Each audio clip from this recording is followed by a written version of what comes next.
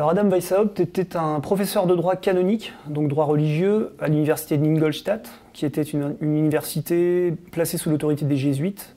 Et il a été le premier en son temps à occuper une chaire qui était réservée normalement à des jésuites, lui-même ne faisant pas partie de l'ordre de la Compagnie de Jésus. Il a pu, à mon avis, susciter de la jalousie vis-à-vis de ses pairs et de ses maîtres, entre guillemets. Et par là même, ces velléités, on va dire, rationalistes, puisque c'était vraiment des velléités rationalistes et, j'aurais envie de dire un gros mot, droit de l'homiste, à la Rousseau, ont fait que à la fois sa position de privilégié, à savoir un laïc titulaire d'une chaire religieuse, et défendant des idées, on va dire, plutôt réservées au monde laïque, ont fait que sa position n'a pas pu être tenable très longtemps. Ce qui a pu gêner, on va dire, les autorités bavaroises à l'époque, puisque les Illuminés de Bavière sont nés en Bavière, hein, comme le nom l'indique, à Ingolstadt, dans une petite ville de Bavière, c'est sans doute le fait que parmi les membres de l'ordre initial, et ensuite développé avec Knigge, beaucoup de fonctionnaires,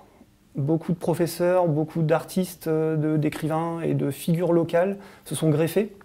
ont été séduits par l'idée de développer, on va dire, les idées nouvelles des Lumières, philosophie des Lumières de Rousseau,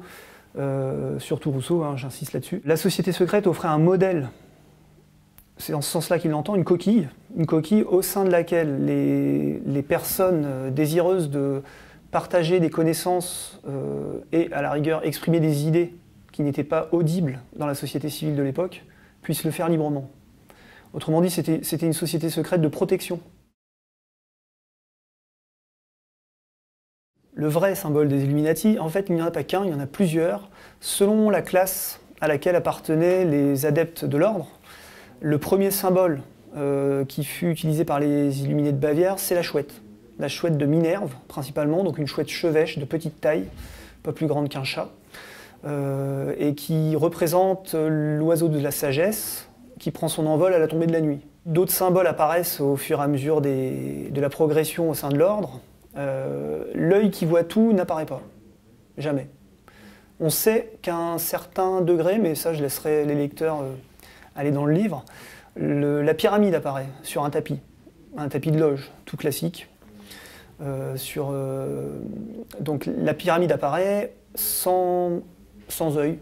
une pyramide, tout simplement.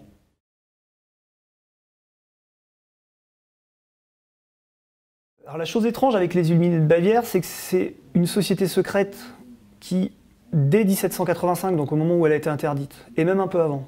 a publié ses rituels, a déclaré ouvertement certains de ses membres. Ce qui est fortement étonnant à la lecture de tous les rituels et des documents mis à disposition par Reinhard Markner et donc traduits par Messo en français, c'est que jamais dans les textes on trouve une quelconque trace d'esprit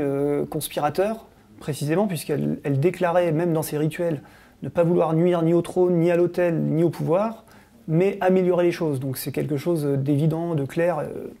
on ne peut pas revenir dessus. Fantasmer sur les Illuminés de Bavière en oubliant ce qu'ils ont pu porter comme idée, qui aujourd'hui nous permettent d'avoir on va dire le confort social, politique,